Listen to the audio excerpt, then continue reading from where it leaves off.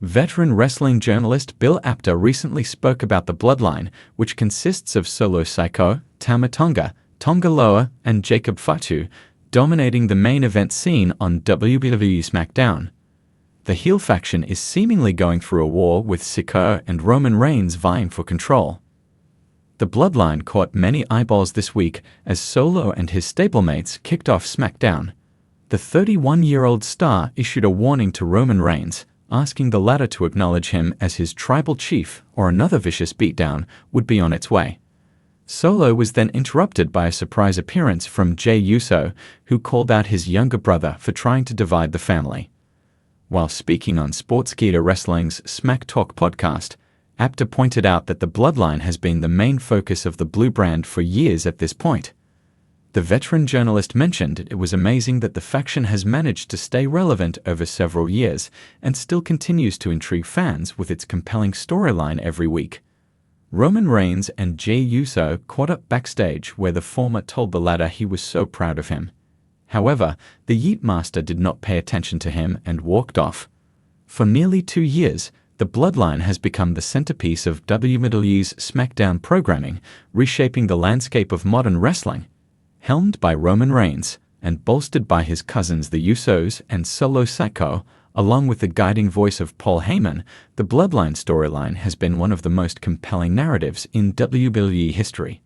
Its blend of personal drama, long-term storytelling, and powerful in-ring performances has left fans and industry veterans in awe. In an exclusive interview, wrestling legend and former WWE World Heavyweight Champion Mark Calaway, better known by his ring name, The Undertaker, shared his thoughts on the Bloodline's impact on SmackDown and its place in wrestling history. Calaway, who has seen the evolution of WWE from the golden era of Hulk Hogan to the current product, couldn't help but marvel at how the storyline has developed. "That's amazing," exclaimed Calaway, reflecting on the faction's dominance. "In my 30-plus years in this business, I've seen great factions come and go. From the Four Horsemen to DX and the NWO, but what the Bloodline is doing right now is incredible. I haven't seen storytelling at this level in a long time." The Bloodline started as a simple concept. Roman Reigns, upon his return from a brief hiatus in 2020, aligned himself with Paul Heyman and soon began referring to himself as the head of the table and the tribal chief.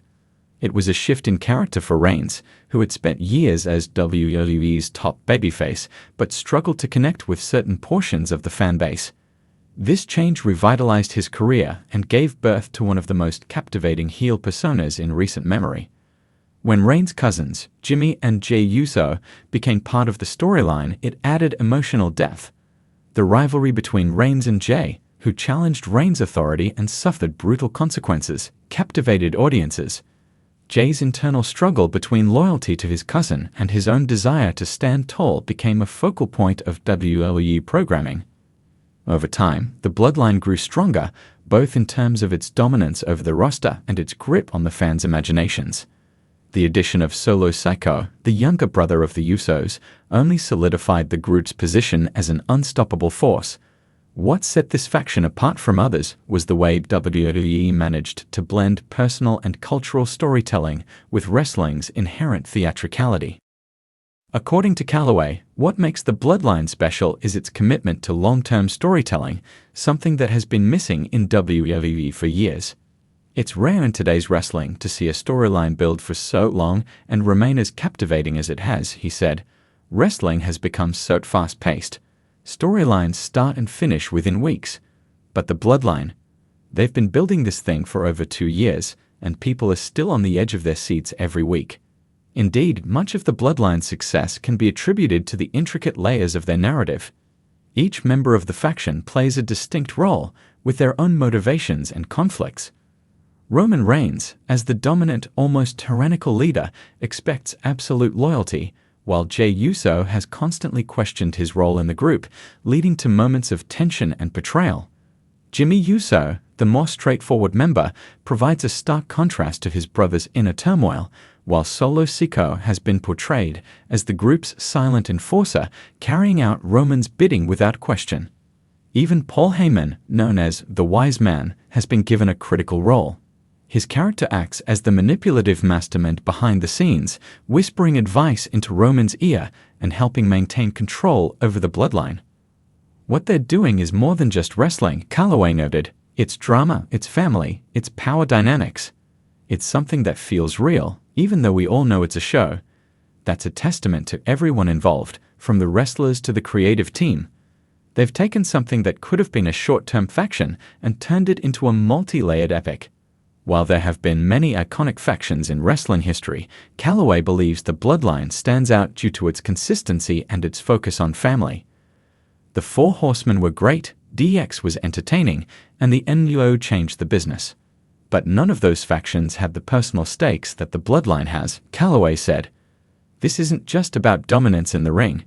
It's about family loyalty, cultural pride, and personal struggle. That's something that resonates on a different level. WWE has had its fair share of factions that were over with the crowd, but few have had the emotional depth of the Bloodline. The storyline has crossed over into mainstream media, with even casual fans becoming invested in the outcome.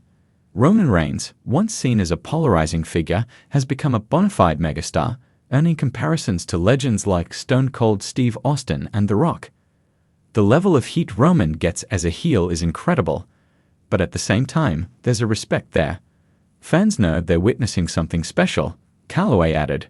In my day, it was all about keeping kayfabe, staying in character all the time. Today, fans are smart, they know what's going on. But even with that, they've managed to keep people invested. As SmackDown continues to feature the Bloodline at the forefront of its programming, many are wondering what the future holds for the faction. With Roman Reigns currently holding both the WWE and Universal Championships, and the Usos continuing to dominate the tag team division, there seems to be no end in sight for the Bloodline's reign. However, Calloway believes the true test of the Bloodline's legacy will come when the faction eventually implodes, a moment fans know is inevitable. Every great faction eventually falls apart, he said. It's just a matter of when and how. The longer they keep this going, the bigger the payoff is going to be when it all comes crashing down. And I think that's what everyone is waiting for. They want to see how this story ends. There have been hints of dissension within the ranks of the Bloodline, particularly with Jey Uso's ongoing conflict with Roman. WWE has masterfully built tension, leaving fans guessing whether Jey will finally break free from Roman's control or if the group will turn on each other.